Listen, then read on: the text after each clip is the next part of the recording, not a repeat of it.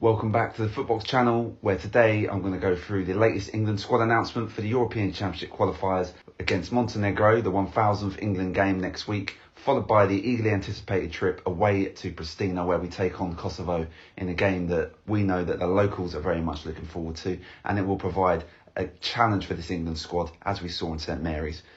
So, yesterday Gareth Southgate announced a squad, and I'm not going to go into too much detail and pick the squad apart because largely the core of the squad is very similar to what we've seen in the last two international breaks.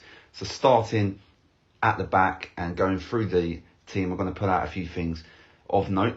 John Stones has earned his place back in England's squad. Obviously, he was injured towards the start of the season off the back of a poor UEFA Nations League. So other players have had their chance. Michael Keane has been left out. Personally, having followed England and been there that night in Prague where we lost to Czech Republic, Keane was terrible. He didn't cover himself in glory at home to Kosovo as well with that mistake early on. And I'm, for one, glad to see his omission and John Stones come back in, who has some redemption to do himself in an England shirt. And he's playing okay since he's come back from injury for Man City. And, you know, he was that World Cup partner to Harry Maguire, to Southgate. You can see his thinking with that. But it's nice to see Tyrone Mings keep his place. He played well in Sofia, very assured on the ball, and he showed he can play out from the back in the style that Southgate wants to promote.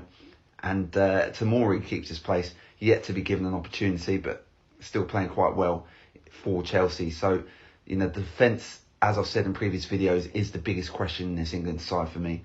So it's good to see John Stones come back. He's got more experience, and hopefully Tyrone Mings does start the games. That we only need a point to qualify. So personally, I would like to see Mings get the nod in terms of starting over John Stones, but it's good to see Stones back in the squad nonetheless. Oxlade-Chamberlain, when he's played for Liverpool recently in the Champions League against Genk, scored a few goals. He's starting to get his form back, and he can show that when he gets given the opportunity, he can be that impact player, whether he starts or comes off the bench, and he's finding his feet again. And I've always believed that Oxlade-Chamberlain is the type of player that you can bring on when he's in this England squad with 10, 15, 20 minutes to go if you need a goal. He can be direct, he's quite strong, and he can, as we've seen in the recent games, pop up and get a goal. Can he do that in an England team on a regular basis now if he can find his fitness again, which it seems that he has, and he can find that form again that he seems to be going down the right path? Who's to say he can't stretch for that starting position in this England team? When we talk about this midfield as well, so the way that Southgate starts, we see Declan Rice, we see Harry Winks start the last two internationals. So Rice started in Prague alongside Henderson, didn't work at all. The England team didn't get going that evening. Henderson didn't really allow himself to, you know, cut himself from his chains and go forward up the pitch and get anything going. Neither of them really won a tackle, and Declan Rice was pretty poor. Southgate changed it in Sofia, went with Harry Winks from the off. I think after just a couple of minutes he'd won a 50-50 tackle. England were on the front foot, and Winks gave that edge to his game that Declan Rice in his last couple of internationals has lacked a little bit. He was poor against Kosovo at Southampton, and he was terrible in Prague, and it was good to see Harry Winks get the chance again. Yes, it was only against Bulgaria, but it echoed his performance in Seville when he dominated that midfield battle in that position as that deep line midfielder. He was a ball winner, he's got a pass, and he's not afraid to carry the ball and run with the ball as well. And he has got that little bit of bite about him. And, you know, as much as Spurs have got their troubles, Winks, he's been in and out of that team recently.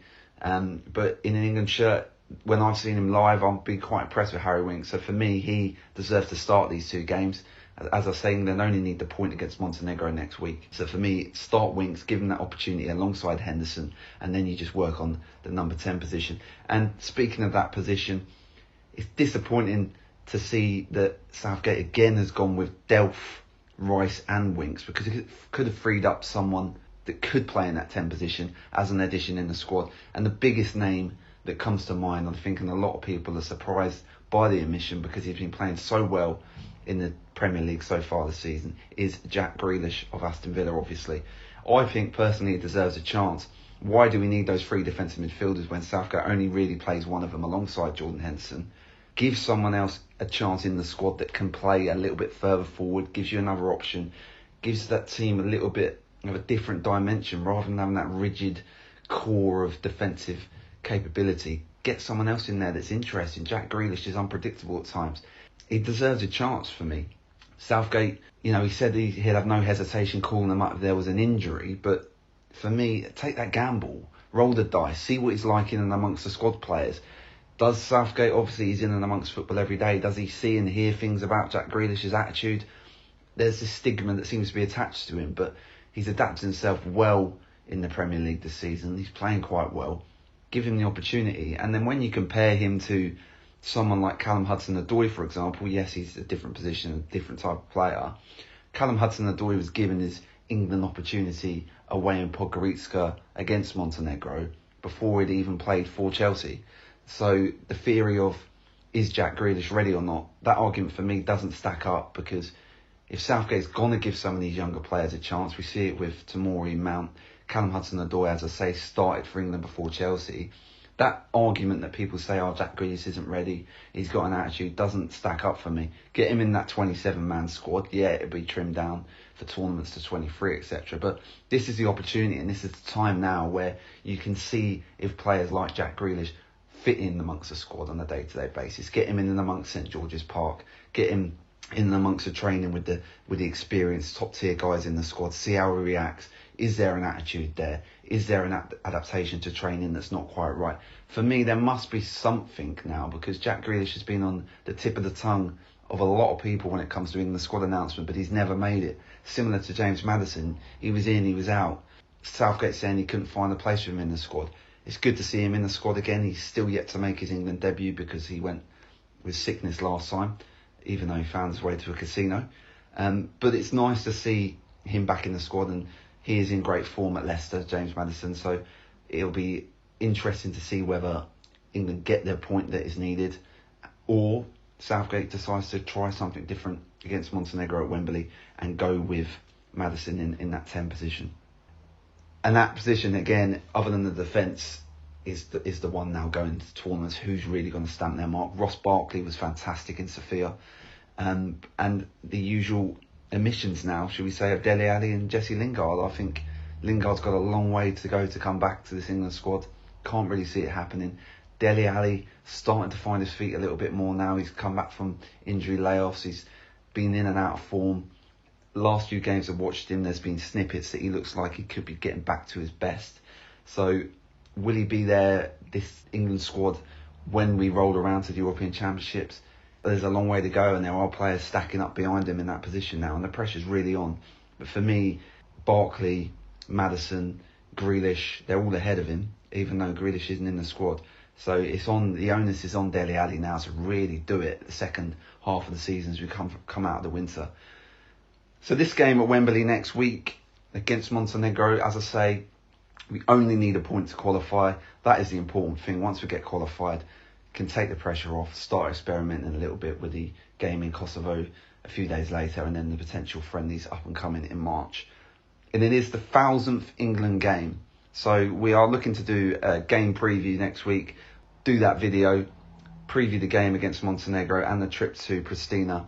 I'll be out there myself, and I'm really looking forward to going to Kosovo. I've never visited it before, and obviously with the history and how they've come out of the war times, they are very fond of England, and you saw that when we played them at Southampton, so the trip should be good. Not many England official tickets, but there is quite a few numbers travelling out there. So we will be doing a game preview and a trip preview, but for this next up and coming video, it's the 1000th England game, so what we want to do is get your thoughts and feelings. So please feel free to like, share and comment on this video, for your chance to feature in the game preview video. And what we're really looking for is your memories of England. What's your favourite England moment, your favourite goals, your worst moments, your time as an England supporter, your time as an England fan. Comment and share with people for your chance to feature. We'll be reading out some of the comments, and what we want to try and establish is the England fans' favourite moments, England fans' favourite goals, and we're going to try and draft the England fans' best 11 as well. So we'll be doing that video next week, myself, and hopefully some of the other lads on the footboxx will be featuring on it. But as I say, please like, share, comment and subscribe for your chance to feature in that video.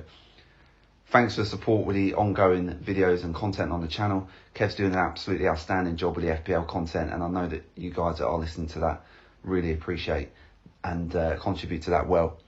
But for me, that's me until next time, so thank you very much.